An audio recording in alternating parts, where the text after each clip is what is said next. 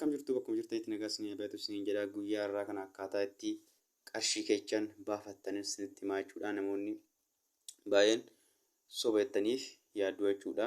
Amma qarshii kana baasatas isinitti agarsiisaa jechuudha. Namoonni hojjechaa jirtaniin akkaataa itti withdraw godhuun isinitti himaa jechuudha. Akkaataa itti withdraw godhattanii jechuudha. Yookaan immoo baankii kaardii aadaa akka itti gootanis isinitti himaa jechuudha.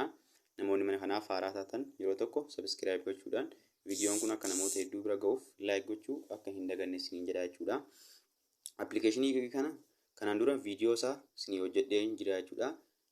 Akkaataa itti hojjettan isinii hojjedheen ture jechuudha. Amma immoo akkaataa itti qarshii keechan baafattan isinii hojjedha jechuudha. Appilikeeshiniin kun kan dhugaa ta'ee jechuudha.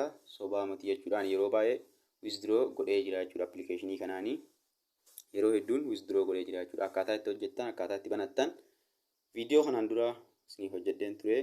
Viidiyoo san keessa seentanii mana koo viidiyoo san laaluu dandeessanii jechuudha. Keessa seentanii viidiyoo san laaluu dandeessanii jechuudha. Amma akkaataa itti withdraw gootanas isinitti himaa jechuudha. Namoonni hedduun sobeettanii yaaddu garuu appilikeeshiniin kun dhugaadha isiniin jedha jechuudha. Dafaatii itti fayyadamaa isiniin jedha jechuudha.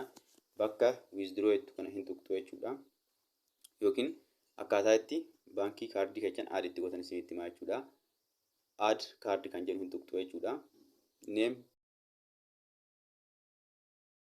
accountii teelebirrii keechanii yookiin bipaasii keechanii guutuu jechuudha. Bank accountii keechanii barreessitan jechuudha. Lakkoofsa accountii keechanii barreessitan jechuudha. Lakkoofsa teelebirrii keechanii yookaan bipaasii keechanii jechuudha. Bipaasii keechanii jechuudha. Baankii koodii keechanii jechuudha. Amma anaaf telekoom bicha naaf fidu. Telekoom jechuun maal jechuudha?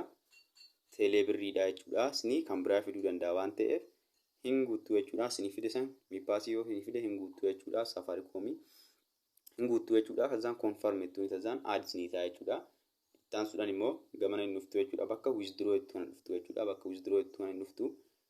Bakka withdraw jettu kana hin dhuftu jechuudha.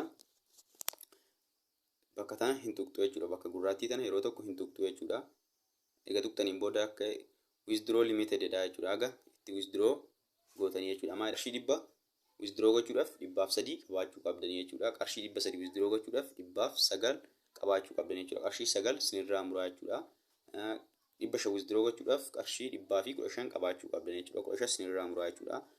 1000 withdraw gochuudhaaf qarshii 1030 qabaachuu qabdanii jechuudha. 30 sinirraa muraa jechuudha. Qarshii 5150 qabaachuu qabdanii jechuudha. 150 sinirraa muraa jechuudha. 10,000 withdraw gochuudhaaf immoo qarshii 300 sinirraa muraa jechuudha. Anamma qarshii withdraw gochuu barbaadu qarshii 100 waan ta'eef jechuudha. 135 qaba waan ta'eef qarshiin withdraw gochuu barbaadu qarshii 100 jechuudha. Qarshii 100 tanarratti nan tuqaa jechuudha. Buleetan yeroo tokko nan tuqaa jechuudha. Egan tuqeen booda haala laaltan kanaan withdraw godheen jira jechuudha. Bakka withdraw kana durseene yeroo tokkoof withdraw ta'ee jira jechuudha. Akkuma laaltan withdraw ta'ee jira jechuudha. Withdraw naa ta'ee jira jechuudha. Gubbaarratti mul'atu tana jechuudha. Withdraw naa ta'ee jira jechuudha. Qarshii 100 jechuudha. Withdraw ta'ee jira jechuudha. Akkuma laaltan amma asitti hir'atee jira jechuudha. Qarshii 135 irraa qarshii 21 qofatti hafee jira jechuudha. Withdraw ta'ee jechuudha. Namoonni baay'een sobeettanii yaaddu dafaa itti fayyadamaa isiniin jedha jechuudha. Appilikeeshiniin kun amma kaffalaa jira jechuudha. Dafaa itti fayyadamaa. Gaafii yoo qabaattan koomentii jalatti na gaafachuu dandeessu jechuudha. Liinkii koomentii jala isiniifan godhaa jechuudha. Liinkii telegiraamii kootis koomentii jala isiniifan godhaa. Telegiraamii koo join gochuudhaan hojiiwwan onlaayinii garaagaraa achirraa ni argattu jechuudha. Namoonni mana kanaaf haaraa taatan yeroo tokko subscribe like gochuu akka hin dagannee jabaadhatii hojjedhaa.